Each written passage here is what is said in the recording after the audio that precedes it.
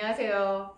제가 그 꿈 해석에 대한 이야기를 오래전에 올렸더니, 그것이 은근히 조회수가 굉장히 높더라고요. 그래서 사람들이 다 누구든지 잠을 자면 꿈을 꾸니까 그 꿈에 대해서 좀 비밀스러운 그런 부분들 알고 싶어 하시는구나, 그 생각이 들었어요. 하지만 제가 꿈 이야기를 성경 속에 하기는 참 조심스럽더라고요. 자칫하면 신비주의로 가기가 쉽고요.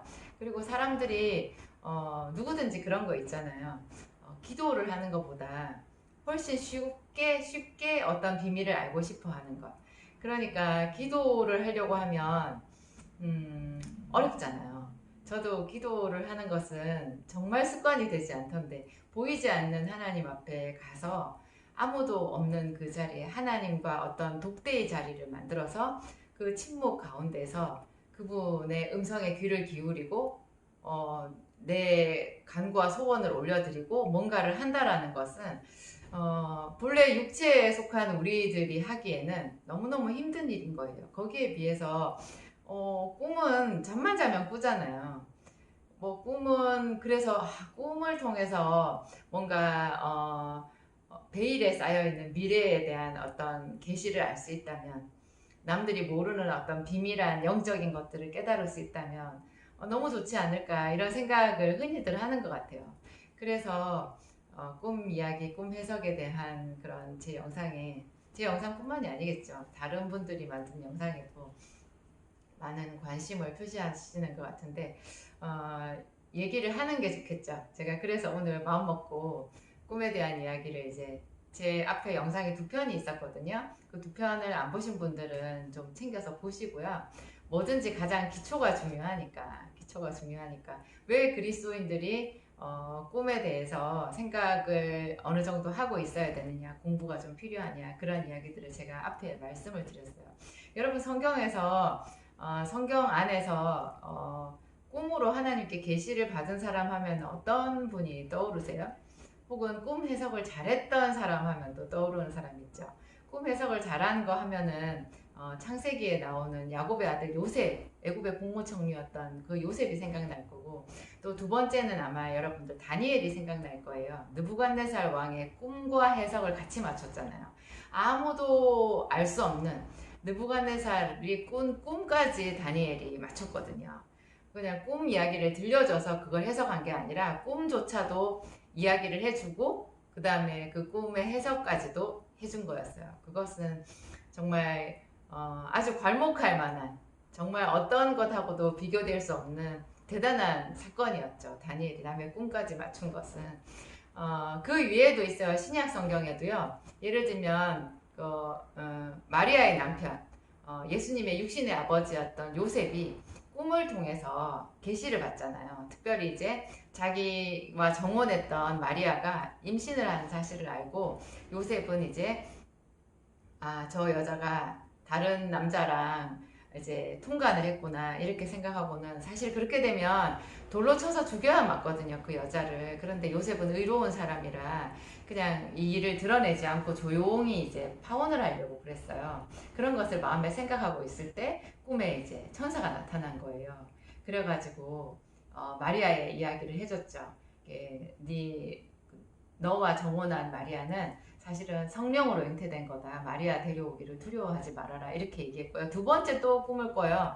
어, 애굽으로 애굽으로 이제 피신하게 되잖아요. 아기와 그 아기 엄마를 데리고. 왜냐하면 그 헤롯 대왕이 이제 유대인의 왕으로 나시니가 어디 계시뇨 하면서 동방박사들이 와서 물어보는 바람에, 헤롯은 그 당시 유대의 왕으로서 자기 왕위가 위태한 줄 알고 유대인의 왕으로 태어났다는 그리스도를 잡아서 죽이기 위해서 그 혈안이 되어 있었거든요. 그래서 베들레헴과 그 인근에 있는 2세 이하의 아이들을 다 죽이려고 이렇게 명령을 내리려고 하니까, 미리 아시고 하나님이 천사를 통해서 또 요셉에게 현몽하셨잖아요. 그래서 요셉이 애굽으로 도망을 갔었고요. 나중에 요셉이 애굽에서 또 꿈을 꿔요. 그래가지고 이제는 아기와 그의 목숨을 찾던 자들이 죽었다, 이렇게 하면서 이제 헤롯이 죽고 난 뒤에 다시 이제 이스라엘로, 유대 땅으로 돌아오게 되는 일까지, 그렇게 세 번이네요. 세 번에 걸쳐서 마리아의 남편 요셉이 꿈으로 보죠. 그리고 꿈 이외에도요, 제가 꿈이랑 비슷한 것이 환상이라고 했잖아요. 신약 성경에 뭐 사도 바울도 그렇고 꿈이나 환상을 본 이야기들은 아주 많이 있어요. 여러분, 제가 오늘 이야기 드릴 것은 앞번에는 제가 그 꿈은 비유 언어이기 때문에 그 비유 언어들을 이제 그래도 대체로 통하는 공식이 있거든요. 공통적으로 통하는 공식. 그래서 보통 사람들은 꿈은 반대다라고 말은 하지만 실제로 우리가 하나님 앞에 꿈을 꿔보면 꿈이 반대가 아니에요. 꿈은 그대로 직설이거든요. 예를 들어서 꿈에 더러운 것은 실제로도 더러운 거예요. 꿈에 뭐 아름답다라고 생각하는 것은 그대로 아름답다라고 이렇게 이해를 하시면 될 정도로 하나님은 비유적이지만 사실은 직설적으로 이야기를 하시거든요. 그래서 우리가 뭐 이렇게 예수를 믿기 전에는 우리 상식적으로 뭐 돼지 꿈을 꾸면 이렇게 돈이 붙는다, 뭐 좋은 꿈이다 이렇게 알고 있잖아요. 그래서 제가 분명히 말씀드리는데요. 여러분 돼지 꿈 꾸면 그것은 굉장히 더럽고 안 좋은 거예요. 죄를 짓고 어떤 탐욕이나 이 세상으로 치우친 것을 말하는 거니까 그 해석에는 아주 주의를 하셔야 돼요. 제가 오늘은 좀 실제적으로 제가 경험했던 그리고 제 주변에서 들었던 아주 요긴했던 그런 꿈 이야기를 여러분들에게 사실 드리고 싶어서 지금 이 영상을 만들고 있는데요. 어떤 이야기를 해보는 게 좋을까요? 저는 제가 유튜브를 시작하게 되고 그 뒤에 제가 하고 있는 그 진약사톡이 이제 어느 날 빵 터졌거든요. 정말 크게 이제 많은 사람들에게 폭발적인 반응을 일으켜서 제가 갑자기 자고 일어났더니 유명한 사람이 되어 있었던 그 사건이 있었는데요. 그때 제가 꾸었던 꿈을 말씀드리고 싶어요. 그게 제가 2018년이었을 거예요. 2018년 10월 초였어요. 그게 지금이랑 딱 비슷하네요. 그때가 제 생각에 개천절 새벽이었는데요. 잊어버릴 수가 없어요. 그날 새벽에 제가 두 편의 꿈을 꾸었었는데요. 정말 하나님께서 저에게 주신 꿈이었거든요. 조금 첫 편은 약간 부끄러운 저의 이야기이기도 해요. 제가 좋은 얘기만 드릴 수는 없잖아요. 꿈에 제가 차를 운전을 하고 어디론가 가고 있었어요. 그런데 제 차 옆에 운전 보조석 있잖아요. 거기 어떤 할머니가 타고 있는 거예요. 그런데 꿈속에 제 느낌상 그 할머니는 항상 저랑 같이 다니는 할머니였어요. 제가 깨워서 생각해 보면요. 제가 제정신에서 지금 생각해 보면 그 할머니 어, 제가 같이 다닐 이유가 없죠. 제가 뭐 차 보조석에 그런 알지도 못하는 할머니를 태우고 다니겠어요. 근데 꿈에는 너무 익숙했어요. 그 할머니가. 제가 꿈속에는 그렇게 생각했어요. 그냥 늘 같이 다니는 할머니라고. 근데 그 할머니랑 같이 굉장히 좁은 골목길, 가난하고 좀 달동네 같은 그런 동네 좁은 골목길을 아슬아슬하게 제가 이제 차를 몰고 이렇게 가고 있는데요. 갑자기 제 앞에 젊은 남자들 몇 사람이 몽둥이를 들고 차를 막는 거예요. 제가 깜짝 놀라서 차가 섰거든요. 그렇지 않아도 천천히 가고 있었는데 차가 섰어요. 그 남자들이 그 몽둥이를 든 채로 제 차로 오더니 운전 보조석에 있는 그 할머니를 끌어내리는 거예요. 그래서 그 할머니가 끌려 내려가서 그 남자들에게 몽둥이로 흠씬 두들겨 맞았어요. 제가 너무 깜짝 놀랐거든요. 그리고 정신이 화다닥 들어서 깼어요. 그게 제 꿈의 전말인데요. 여러분 꿈 해석은요. 제가 말씀드리는데 꿈 해석은 특이하게도요. 딱 꿈에서 깨서 눈을 뜨자마자 그때 이게 뭐지? 이게 무슨 뜻이지? 할 때 그때 제일 해석이 잘 돼요. 그것이 제 생각에는 그렇거든요. 사람이 하나님의 형상대로 지음을 받았잖아요. 그렇지만 사람이 범죄를 해서 이제 영적인 그런 감각을 잃어버렸는데요. 그게 꿈은 굉장히 영적인 성격이 강해요. 하나님과 혹은 귀신들과도 이렇게 잘 이렇게 통할 수 있는 그런 통로가 되는데요. 그 꿈에서 현실의 세계로 딱 깨는 그 순간 있잖아요. 그때가 우리가 본래 가지고 있었던 영적인 감각, 직관이라고 하는데요. 그 직관이 가장 예리해져 있을 때인 거예요. 그 순간에 딱 질문을 하세요. 하나님께 질문을 하든지 여러분 스스로에게 질문을 하든지 이게 뭐지? 이게 무슨 뜻이지? 그러면 그 순간에 딱 그게 알아지는 그런 경우가 아주 많이 있어요. 제가 그때 꿈을 깨자마자 이게 뭐지? 이 할머니가 뭐지? 이렇게 했는데 바로 해석이 되는 거예요.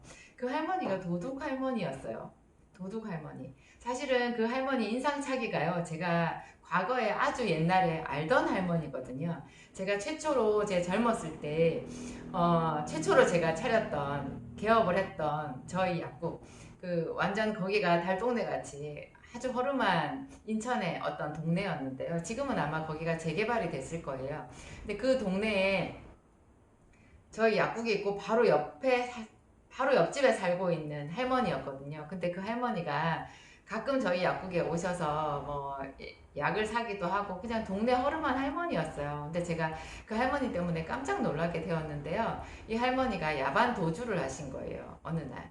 그 할머니한테 돈을 떼인 사람들이 약국에 여러 사람이 찾아와서 저한테 물어봤어요. 그 할머니 어디로 간 줄 아냐고.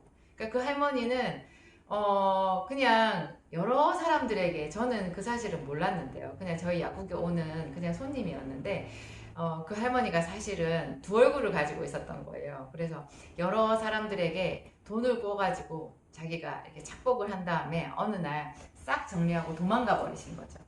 그런 도둑 할머니였는데 그 도둑 할머니 형상을 한 할머니가 제 차 운전 보조석에 타고 있었다라는 거죠. 여러분 꿈에 보이는 차는요. 여러분의 그 매일매일 일상 살아가는 인생의 여정을 말한다고 해요. 그러니까 제가 매일매일 살아가는 저의 인생의 여정 속에 그 할머니 같은 그런 영적인 도둑의 존재가 저희 옆에 붙어서 제가 애써도 수고해도 얻지 못하게 다 가로채 갔던 거예요. 저는 굉장히 오랫동안 하나님께 질문했었거든요. 하나님, 저는 정말 열심히 기도하고 정말 분초를 아껴서 약국도 하고 또 교회 목회도 하고 우리 목사님과 함께 사람들 전도도 하고 진짜 쉴 틈 없이 그렇게 휴일도 제대로 없이 수십 년을 살아왔는데 왜 제가 그렇게 노력한 거에 비해서 얻는 게 적을까요? 하나님, 시간 자체도 많이 흘렀잖아요. 거의 제가 결혼한 지 지금 저희 아이가 거의 30살 가까이 됐으니까요. 결혼한 지도 그 정도로 시간이 됐고, 제가 약국을 한 지도 25년이 넘었거든요. 근데 그때까지도 저는 뭐, 이렇게 길을 지나가다 보면 여러분 많은 상가들 보시죠. 그냥 상가 한 칸에 그 약국 하나 하고 있는, 제 대신 근무하는 약사도 없이 그냥 파트타임으로 제가 하루 종일 근무하는 시간이 너무 기니까 제가 없는 시간 잠시 잠깐 약국을 근무해 줄 만한 그런 약사님 한 분을 쓰고 있을 뿐이죠. 제가 살아가는 형편이 너무 빠듯했었거든요. 이런 부분에 대해서 항상 제가 하나님께 질문했었어요. 왜 이렇게 긴 시간 동안 수고하고 노력해도 얻는 게 적으냐. 너무 적으냐. 물론 이것 자체도 감사할 일이지만 뭔가 하나님 새는 구멍이 있는 것 같아요. 그렇게 제가 그게 뭔지 가르쳐 주세요. 이렇게 늘 질문을 해왔었거든요. 한 번은 하나님이 제가 자주 분노하는 것이 큰 이제 구멍이라고, 새는 구멍이라고 얘기를 해주신 적은 있었는데요. 그날 제가 확실히 본 거였어요. 뭐라고 표현할 수도 없이 그냥 그 늙은 할머니의 형상을 한 그런 어떤 악한 영이요. 저의 수고를 가로채 간 거였어요. 근데 그 할머니를 그러니까 그 젊은 남자들, 몽둥이를 가지고 있었던 젊은 남자들은 천군과 천사들이 아니었을까요? 그래서 그 할머니가 끌려나가서 매를 맞고 저는 그 할머니로부터 이제 분리가 된 거죠. 제가 그거를 알고 다시 잠이 들었어요. 깜짝 놀라면서 다시 잠이 들었는데 그 두 번째 꿈을 깨고 일어났을 때가 이제 개천절날 새벽이었던 거예요. 그날 그 개천절날 제 유튜브 영상 하나가요. 통증, 우울증, 피로회복에 쓰는 바로 이 비타민이라고 하는 그 제목의 영상이었는데요. 제가 올린 영상들 중에 최초로 정말 어마어마하게 조회수가 올라가더라고요. 그리고 그 다음날 제가 약국을 갔더니 우리 약국이 발칵 뒤집혔어요. 완전 전화가 폭주해가지고요. 그러니까 그때 그 새벽의 꿈 두 편의 꿈, 제가 얼른 말도 안 나옵니다. 두 편의 꿈 때문에 꿈이 저에게 하나님께서 미리 내가 너에게 축복을 준 것이다. 이것은 우연하게 이루어진 것이 아니라 내가 너에게 축복을 준 것이다라는 어떤 확인시켜주는 그런 사인으로 하나님께서 꿈을 주셨던 것 같아요. 그 두 번째 꿈은요. 제가 꿈속에 너무너무 화창하고 밝은 어떤 공원에 있었거든요.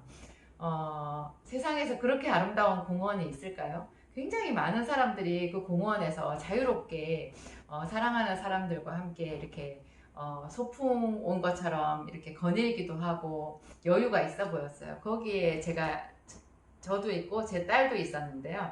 그 공원 어딘가에 저희 남편과 아이들도 있다라고 생각했어요. 근데 제가 거기서 정차되어 있는 어떤 기차를 봤어요. 그 공원에 기차가 하나 이렇게 문이 열린 채로 이렇게 기차가 정차한 상태로 있더라고요. 제가 저게 뭐지 이렇게 하는데 사람들이 그 기차에 별로 관심이 없는 거예요. 저는 온통 그 기차에 갑자기 꽂혔어요. 그래가지고 우리 딸은 옆에 있는데 걔는 딴 데 보고 있고 저는 저 혼자서 그 기차로 갔어요.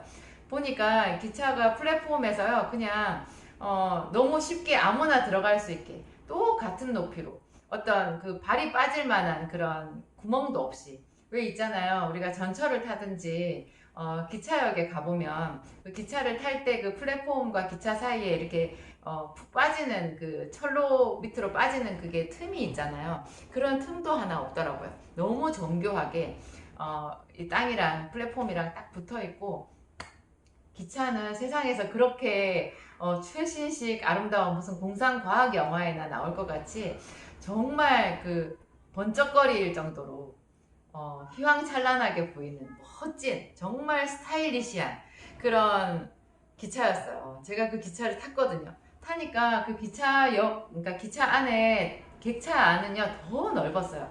우리가 생각하는 그냥 초대형 비행기의 내부보다도 더 넓은 그리고 의자도 너무너무 깔끔하게 잘 되어 있었고요. 근데 거의 대부분의 의자가 비어 있었고 몇 사람 앉아 있지 않았는데 제가 거기를 이렇게 둘레둘레 하는데 갑자기 문이 스르륵 닫히더라고요. 깜짝 놀랐는데 바로 기차가 출발하는 거예요. 근데 그 기차가 물 위로도 달리고 하늘로도 달리고 땅 위로도 달리고 어디든지 가는데 흔들림도 없고 너무나 그 주변 환경이 아름답고 꿈을 꾸는 것 같았어요. 당연히 꿈이지만 꿈속에서도 꿈을 꾸는 것 같았거든요. 제가 그런 꿈을 깬 거예요. 여러분 그 기차가 뭐였겠어요? 그것이 하나님의 비유 언어로 저에게 말씀하신 제가 했던 유튜브를 말하는 거였어요. 이 지금 21세기 이 시대에는요, 로마의 길과 같은 것이 유튜브인 것 같아요. 로마 시대에 로마인들이 닦아놓은 그 길로 하나님의 복음이 전파되었잖아요. 사도 바울이 그 길을 가면서 어, 하나님의 복음을 전파했거든요. 그 시대에는 그것이 하나님의 계획이었던 거예요. 로마인들은 자기들의 어떤 정복욕을 위해서 길을 닦았지만 사실은 그것이 하나님의 복음을 위한 전초 작업이었다라는 거죠. 근데 지금 이 시대에는 구글이 유튜브라는 길을 보이지 않는 길을 만들어 놓았는데요. 이것을 통해서 여러분 보세요. 제가 성경톡 하고 있지요. 많은 목사님들이 유튜브를 통해서 성도들을 요즘에 만나고 있어요. 저는 오래전부터 문서 선교를 하고 싶었지만 지금 제가 유튜브를 통해서 제가 그때 생각했던 어떤 문서 선교보다도 더 대단한 선교를 지금 하고 있다는 생각이 듭니다. 여러분, 제가 지금 이야기가 좀 길어져서 다음 편으로 미뤄야 될 것 같아요. 여러분들의 꿈을 해석하는데 좀 저의 이야기가 많은 도움이 되셨으면 좋겠습니다. 감사합니다.